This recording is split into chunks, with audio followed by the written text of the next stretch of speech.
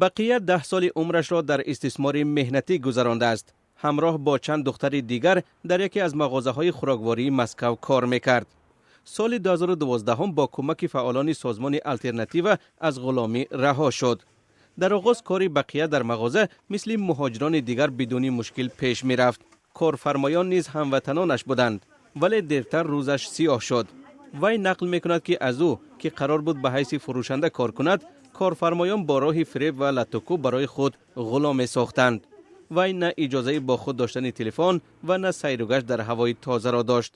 همیشه ترسش می دادند که اگر بیرون رود به وطن اخراج کرده می شود. ما با دختران همدیگر را می زدیم، با هم صحبت و راز دل نمی کردیم. بار اول یکی از خوجاین ها دختری را دعوت کرده به من گفت که او را بزن. من سخت نزدم و شمسولو خوجاین ما از جایش خسته گفت به تو نشان می دهم که باید چی طور بزنی. بعدا بلاتوکوبی من شروع کرد. دادستانی شهر مسکو بیکار کردن قرار را درباره آغاز پرونده جنایی در رابطه با این قضیه اعتراف کرد.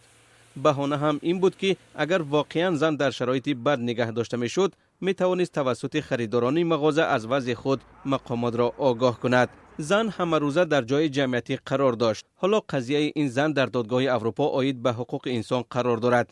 ورور تریتیک، هماهنگساز برنامه‌های خیریوی کمیته مساعدت شهروندی میگوید اثبات کردن دلیل محروم شدن از آزادی در روسیه تقریبا ناممکن است. برای چنین قضیه ها پرونده باز نمی شود، هرچند در این کشور صدها هزار نفر استثمار شده و به غلامی افتادند.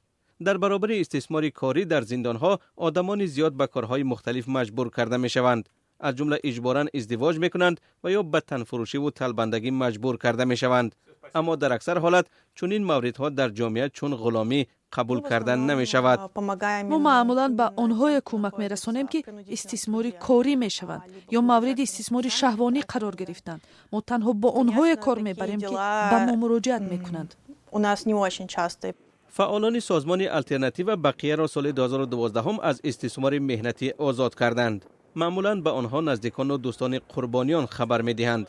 الگ میلنیکوف رهبر سازمان آلترناتیو میگوید اکثریت طبق یک نقشه معین شده به دام غلامی میافتند. در اول به کس وعده کاری سردرآمد داده می شود.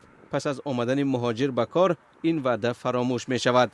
او را فریب می دهند، جریمه می کنند و حالتهای تشکیل می سازند که شخص کارگر قرضدار می شود. به او فشاری روانی رسانده می شود. تلاش ها برای فرار کردن قربانیان به تاکید الگ میلنیکوف در اکثر حالت با لطوکوبی آنها انجام می یابد.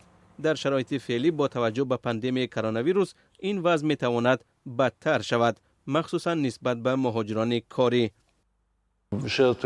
قربانیان استثمار مهنتی معمولا مهاجرانند. بعد پاندمی صاحبکاران تلاش میکنند که خرجشان کمتر شود. آنها راه و نیروی ارزانی کاری میجویند. برخی از بخش‌ها چون معمول از نیروی مهاجران چون یک غلام استفاده خواهند کرد.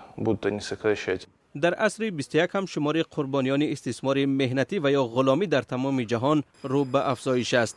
فعالان سازمان آلترناتیو با نگرانی از این وضع میگویند سبب‌های به کوی غلامی افتیدن مردم هم مختلف است، ولی رها کردن کس از چنین وضع تنها در حال امکان پذیر خواهد بود که اگر خود او برای آزادی تلاش کند.